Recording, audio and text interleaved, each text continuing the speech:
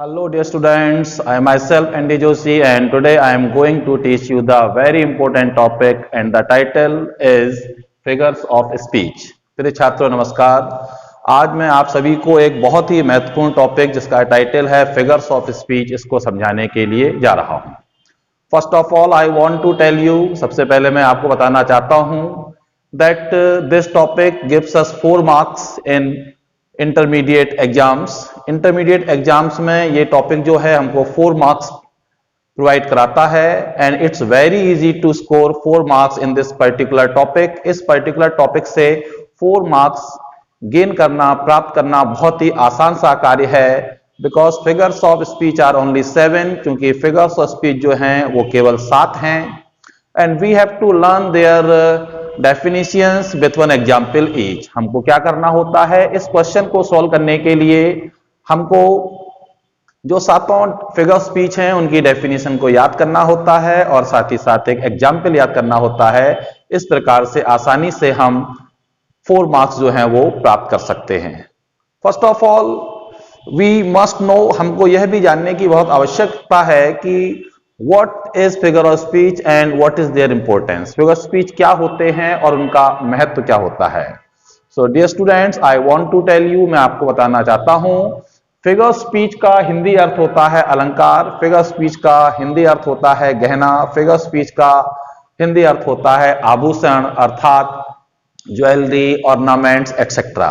जिस प्रकार शरीर को सुंदर दिखाने के लिए, शरीर को सुंदर बनाने के लिए गहनों का प्रयोग किया जाता है, उसी प्रकार भाषा को सुंदर बनाने के लिए फिगर्स ऑफ स्पीच का प्रयोग किया जाता है।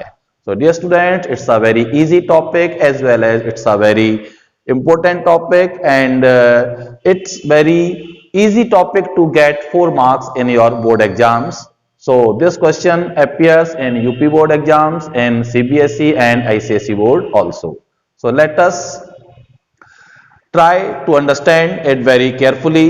चलिए ध्यान देते हैं कि किस प्रकार से हम इस टॉपिक को आज समझते हैं and I am going to explain each and every figure of speech. मैं आपको प्रत्येक फिगर स्पीच को समझाऊंगा, साथ ही साथ आपको एग्जाम्पल दूंगा so that it's may be very easy for you to learn. So as you know that there are 7 kinds of figure speech. जैसा कि आप जानते हैं 7 प्रकार के फिगर स्पीच होते हैं and one of them is simile. जैसा कि हम जानते हैं कि 7 प्रकार के फिगर स्पीच होते हैं और उसमें से पहला फिगर स्पीच होता है, उसका नाम है सिमिली, जिसको कि हिंदी में कहा जाता है उपमा। अर्थात इसको समझने के लिए हम आपको ये बताना चाहेंगे कि it is a figure of speech. यह एक ऐसा अलंकार होता है in which there is a comparison which between 2 different kinds of things which have at least 1 point in common. यह एक ऐसा अलंकार होता है जिसमें 2 भिन्न भिन्न वस्तुओं के बीच में तुलना की जाती है और तुलना करने के लिए उनके बीच में एक गुण जो होता है वो समान होता है and the words of comparison so like and as are used. और तुलना करने के लिए हम जिन शब्दों की मदद लेते हैं वो शब्द होते हैं सो लाइक एंड एज। यानी कि सिमिली उपमा एक ऐसा अलंकार होता है जिसमें हम 2 भिन्न भिन्न वस्तुओं के बीच में आपस में तुलना करते हैं और उनकी तुलना करने के लिए हम सो, एज और लाइक शब्दों की मदद लेते हैं और उनमें एक गुण ऐसा होता है जो कि समान पाया जाता है। सो इसकी हिंदी डेफिनेशन मैंने आपको बताई और इसकी जो इंग्लिश डेफिनेशन होती है वो इस प्रकार से होती है, it is a figure of speech in which there is a comparison between 2 different kinds of things which have at least 1 point in common and the words of comparison so like and as are used. So let's see the example.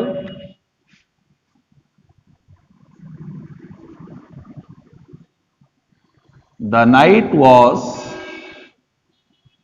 as dark as black stone. पहला example है the night was as dark as black stone, अर्थात रात की तुलना एक पत्थर से की गई है। रात की तुलना एक पत्थर से की गई है। रात भी काली होती है और पत्थर भी काला होता है और तुलना करने के लिए जिन शब्दों की मदद ली गई है वो है as as. Example number 2, Rana Pratap was like a lion in the war. Next example है Rana Pratap was like a lion in the war. युद्ध में राणा प्रताप एक शेर के समान हो जाते थे, अर्थात यहां पर राणा प्रताप की तुलना जो है वो की गई है एक लायन से, और दोनों में समान गुण क्या है कि दोनों क्या है, बहुत बहादुर हैं, और तुलना करने के लिए जिस शब्द की मदद ली गई है वो है like. So dear student, it is called simile figure speech. ये सिमिली फिगर स्पीच कहलाता है जिसमें दो भिन्न भिन्न वस्तुओं के बीच में तुलना की जाती है जिनमें एक गुण समान होता है, और तुलना करने के लिए हम एज, लाइक या सो शब्द की मदद लेते हैं। So this is called your first figure of speech and the title is simile. Next one है मेटाफर, जिसको हिंदी में कहा जाता है रूपक। Dear students, metaphor is the second type of figure speech. ये दूसरे प्रकार का है, सेकंड नंबर का फिगर स्पीच है, और जिसका हिंदी नाम होता है रूपक। और ये एक ऐसा अलंकार होता है जो काफी हद तक सिमिली अलंकार से मैच करता है। यह एक ऐसा अलंकार होता है जो काफी हद तक सिमिली अलंकार से मैच करता है। थोड़ा सा अंतर होता है, उसको समझने की कोशिश करते हैं।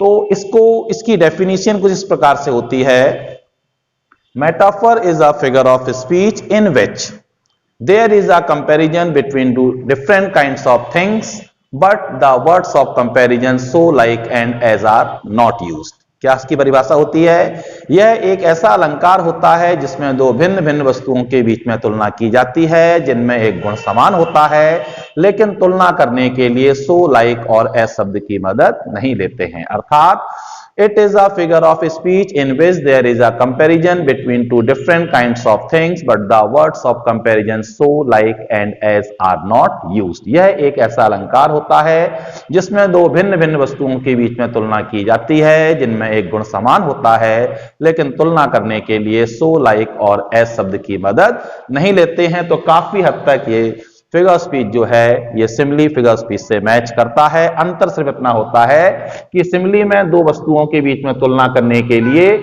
हम शब्दों की मदद लेते हैं एज, लाइक या सो, लेकिन मेटाफर में हम इन शब्दों की मदद नहीं लेते हैं, इसलिए एक वस्तु दूसरी वस्तु बन जाती है। और मेटाफर की एक बहुत छोटी सी परिभाषा है जिसको बच्चे पसंद करते हैं याद करना। ये एक लाइन की हो जाती है, metaphor is an implied simile, अर्थात मेटाफर सिमिली का एक संक्षिप्त रूप है। Metaphor is an implied simile, metaphor simile का संक्षिप्त रूप है। तो let's see the example. Rana Pratap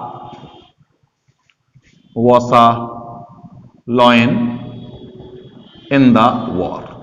युद्ध में राणा प्रताप एक शेर बन जाते थे, अर्थात राणा प्रताप की तुलना यहां भी शेर से की गई है। दोनों का समान गुण जो है वो है कि दोनों ही बहुत बहादुर थे, लेकिन तुलना करने के लिए यहां पर हमने एज, लाइक या सो शब्द की मदद नहीं ली।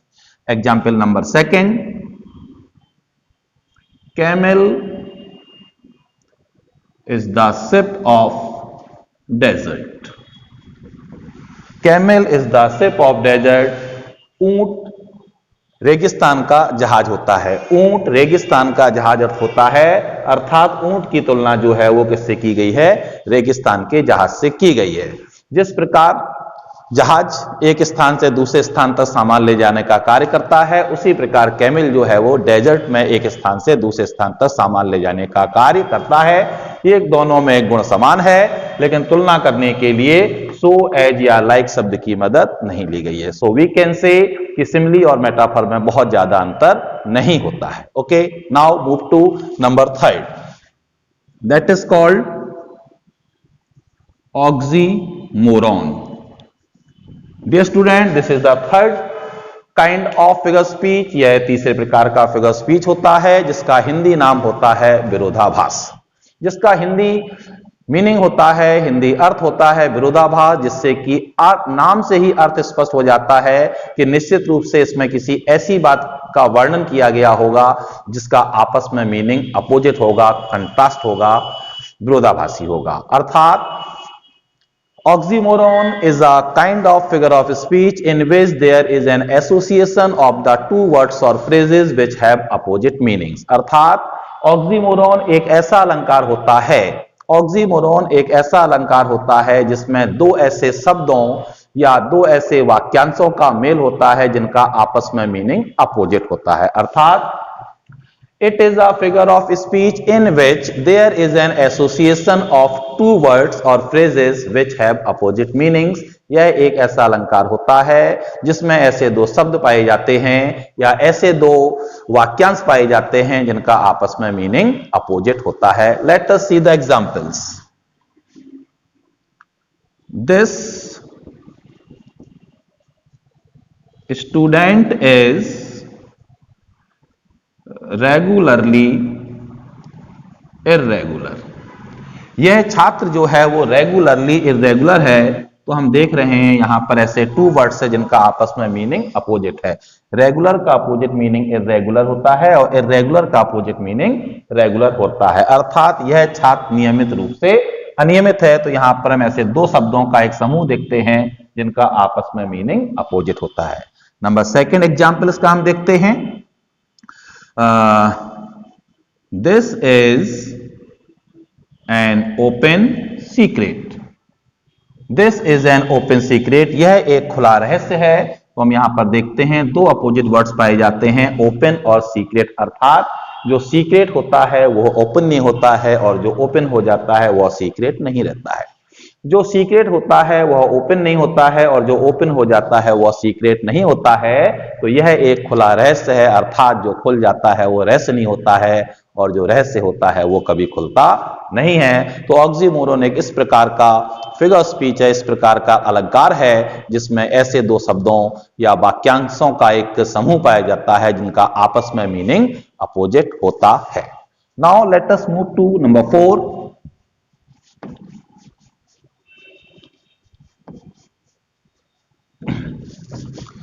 Number 4 is hyperbole. यह भी एक बहुत ही इंपॉर्टेंट फिगर स्पीच है और इस फिगर स्पीच का जैसा कि नाम है हाइपरबोल अर्थात अतिशयोक्ति, जिसका मतलब होता है बड़ा चढ़ाकर किसी बात का वर्णन किया जाता है। अर्थात हाइपरबोल एक ऐसा अलंकार होता है जिसमें हम किसी वस्तु का वर्णन उसकी वास्तविकता से हटकर करते हैं, या तो बहुत अधिक बढ़ाकर या बहुत अधिक घटाकर। उसकी वास्तविकता से उसका कोई लेना देना नहीं होता है। अर्थात hyperbole is a figure of speech in which the things are represented greater और लेस, बेटर और worse than they really are. अर्थात हाइपरबोल एक ऐसा अलंकार होता है जिसमें वस्तुओं का वर्णन उसकी वास्तविकता से हटकर किया जाता है, या तो बहुत बढ़ाकर या बहुत घटाकर या बहुत अच्छा बताकर और या फिर बहुत बुरा बताकर। अर्थात it is a figure of speech in which the things are represented as better और वर्स, गुड और bad than they really are. अर्थात यह एक ऐसा अलंकार होता है जिसमें वस्तुओं का वर्णन उनकी वास्तविकता से हटकर किया जाता है, बहुत अच्छा बताकर, बहुत बुरा बताकर, बहुत बढ़ाकर या बहुत घटाकर। अर्थात it is a figure of speech in which the things are represented as better और वर्स, ग्रेटर और less than they really are. Let us see the example.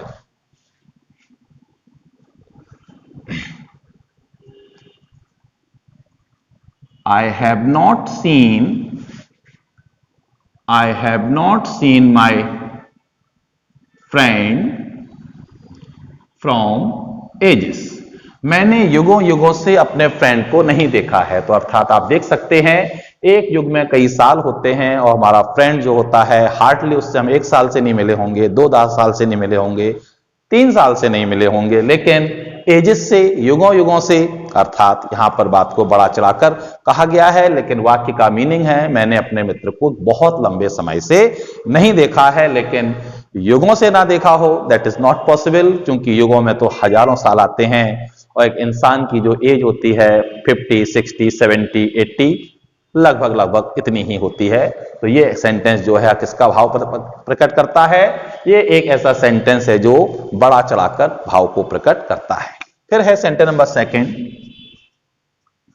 C wept oceans of tears. अर्थात उसने आंसुओं के महासागर बहा दिए, उसने आंसुओं के महासागर बहा दिए। तो जैसा कि आप सेंटेंस में देख पा रहे हैं कि कोई इंसान कितना भी रोएगा लेकिन वो महासागर नहीं बहा सकता है, कितना ही रो लेगा महासागर नहीं बहा सकता है। But the sentence gives a very beautiful meaning कि वो बहुत रोई, कि वह बहुत रोई। उसको इस प्रकार से वर्णन किया गया है कि उसने आंसुओं के महासागर बहा दिए। Okay, now let us move to number 5th।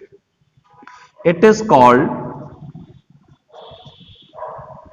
Personification. बहुत ही इंपॉर्टेंट है और लगभग हर साल इसकी परिभाषा जरूर पूछी जाती है, जिसका हिंदी नाम होता है मानवीयकरण। पर्सोनिफिकेशन का हिंदी नाम होता है मानवीयकरण। और इससे यह बात नजर आती है कि किसी को मानव बनाना, अर्थात मानव किसको बनाना। तो सेंटेंस, ये जो उसका नाम है पर्सोनिफिकेशन, वो अपने आप में स्पष्ट करता है मानव उसको बनाना है जो मानव नहीं है, अर्थात किसी निर्जीव वस्तु को, किसी पेड़, किसी वस्तु को और किसी भाववाचक संज्ञा को। अर्थात इसकी परिभाषा कुछ इस प्रकार से होती है हिंदी में कि यह एक ऐसा अलंकार होता है, मानवीयकरण एक ऐसा अलंकार होता है जिसमें हम किसी निर्जीव वस्तु को, किसी भाववाचक संज्ञा को, किसी पेड़ को, किसी वस्तु को हम इस प्रकार से समझते हैं जैसे कि वो मानव हो। अर्थात it is a figure of speech, यह एक ऐसा अलंकार होता है in which non living things और abstract ideas are thought of as living beings. अर्थात personification is a kind of figure of speech in which the non-living things or abstract ideas are thought of as living beings। अर्थात यह एक ऐसा अलंकार होता है जिसमें निर्जीव वस्तुओं को या भाववाचक संज्ञाओं को ऐसा माना जाता है जैसे कि वे मानव हो, उनके अंदर मानव का गुण हो। Let's see the example.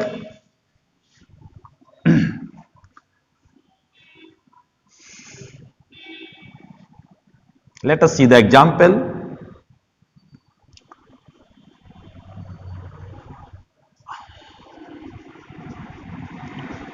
Opportunity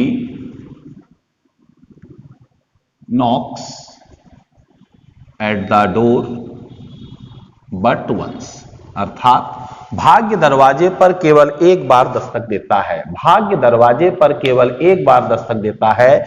तो हम सभी जानते हैं कि जो नॉक करने का काम है वो किसी इंसान का होता है, किसी सजीव व्यक्ति का होता है, किसी मानव का होता है। नॉक करने का मतलब है जैसे मैंने नॉक किया, या कोई इंसान आएगा, जो जब इंसान दरवाजे पर आकर नॉक करता है, only then we go and open the door, तभी हम जाकर दरवाजे को खोलते हैं। तो नॉक करने का काम किसी इंसान का है, किसी मनुष्य का है, किसी प्राणी का है। अपॉर्चुनिटी क्या है? अपॉर्चुनिटी एक एब्स्ट्रैक्ट नाउन है, एक भाववाचक संज्ञा है। उसके अंदर हमने कौन सा गुण पैदा कर दिया? जो गुण एक मनुष्य के अंदर पाया जाता है। Late us see the another example, very very important example. Experience is the best teacher.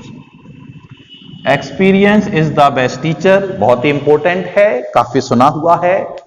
अनुभव एक बहुत अच्छा अध्यापक होता है, अनुभव एक सर्वोत्तम अध्यापक होता है। तो एज यू नो, आप देख रहे हैं, आई एम अ टीचर, मैं एक टीचर हूं, और टीचर मनुष्य होता है, आइदर मेल और फीमेल, स्त्री या पुरुष। लेकिन एक्सपीरियंस एक भाववाचक संज्ञा है, और भाववाचक संज्ञा को हमने जो गुण प्रदान किया है, किसका गुण प्रदान किया है? उसको हमने एक टीचर मान लिया, और टीचर आप सब जानते हैं एक मनुष्य होता है, स्त्री हो या फिर वो कोई पुरुष हो। तो दैट्स व्हाई वी कैन से कि पर्सोनिफिकेशन एक ऐसा अलंकार होता है जिसमें किसी भाववाचक संज्ञा को या किसी निर्जीव वस्तु के अंदर हम वो गुण पैदा करते हैं जो कि मनुष्य के अंदर पाया जाता है। Let's move to next topic, number 6, that is called apostrophe। That is called apostrophe and it's a very common figure speech. एक बड़ा ही कॉमन फिगर स्पीच है जिसका मतलब होता है संबोधन, जिसका मतलब होता है संबोधन। अर्थात यह एक ऐसा अलंकार होता है, यह एक ऐसा अलंकार होता है जिसमें हम संबोधित करते हैं किसी निर्जीव वस्तु को, किसी भाववाचक संज्ञा को, या फिर किसी ऐसे मनुष्य को जो हमारे सामने सजीव अवस्था में नहीं बल्कि मृत अवस्था में मौजूद हो। और जब इंसान मृत अवस्था में मौजूद होगा तो निश्चित रूप से वह निर्जीव वस्तुओं की कैटेगरी में आ जाता है। तो we can say it is a figure of speech in which we directly address to a non-living thing or an abstract idea or a person but in dead condition। अर्थात यह एक ऐसा अलंकार होता है जिसमें हम किसी निर्जीव वस्तु को, किसी भाववाचक संज्ञा को या किसी मनुष्य को जो हमारे सामने मृत अवस्था में मौजूद हो उसको हम संबोधित करते हैं। इस प्रकार से संबोधित करते हैं जैसे कि हम उससे बात कर रहे हों। और संबोधित किसको किया जाता है? जीवित व्यक्ति को जो हमारी बात को सुन सके। लेकिन यहां पर संबोधित करना है निर्जीव वस्तु को, भाववाचक संज्ञा को, मनुष्य को, लेकिन मृत अवस्था में मौजूद, तो वो भी निर्जीव वस्तुओं की कैटेगरी में आ जाता है। अर्थात it is a figure of speech in which there is a direct address to a non living thing और एब्स्ट्रैक्ट आइडिया और a personified object or idea or a person but in dead condition। Let's see the example।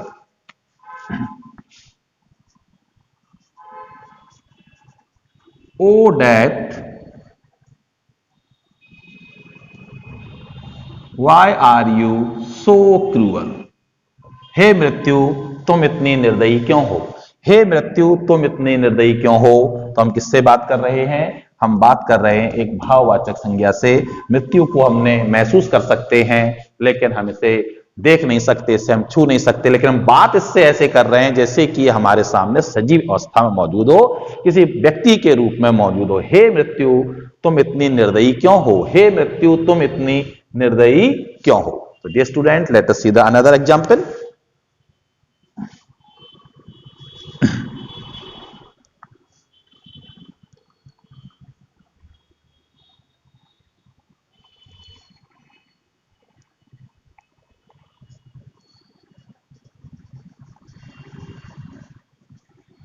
O judgment, many crimes are done on thy name। अर्थात हे judgement, हे निर्णय, तुम्हारे नाम पर बहुत सारे अपराध किए जाते हैं। हे निर्णय, तुम्हारे नाम पर बहुत सारे अपराध किए जाते हैं।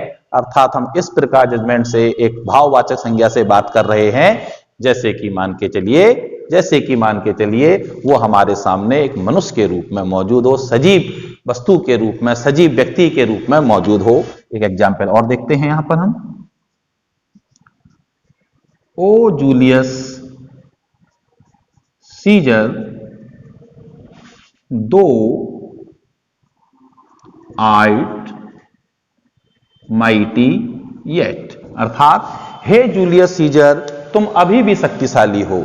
हे जूलियस सीजर तुम अभी भी शक्तिशाली हो। अर्थात जूलियस सीजर जब मर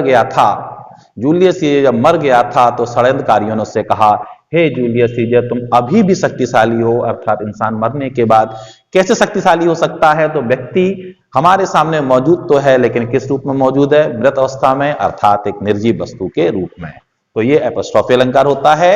and now we are moving forward to our last figure of speech and it is called, we all know, onomatopoeia, and it is called onomatopoeia। Dear student, now we are going to describe the last figure of speech and the title is onomatopoeia, जिसका हिंदी नाम होता है ध्वनि सूचक अलंकार। which gives its meaning itself, जो अपना अर्थ खुद ही देता है। It is a figure of speech in which the sound suggests the meaning of the sentence। अर्थात यह एक ऐसा अलंकार होता है जिसमें ध्वनि से वाक्य का अर्थ स्पष्ट हो जाता है। It is a figure of speech in which the sound suggests or tells the meaning of the sentence। यह एक ऐसा अलंकार होता है जिसमें ध्वनि से वाक्य का अर्थ स्पष्ट हो जाता है। अर्थात जैसे ही हम ध्वनि को सुनेंगे हम समझ जाएंगे कि इस वाक्य का अर्थ क्या है। For example, the cats mu, बिल्ली म्याऊ म्याऊ करती है। द डॉग्स बार्क, कुत्ता भौं भौं करता है।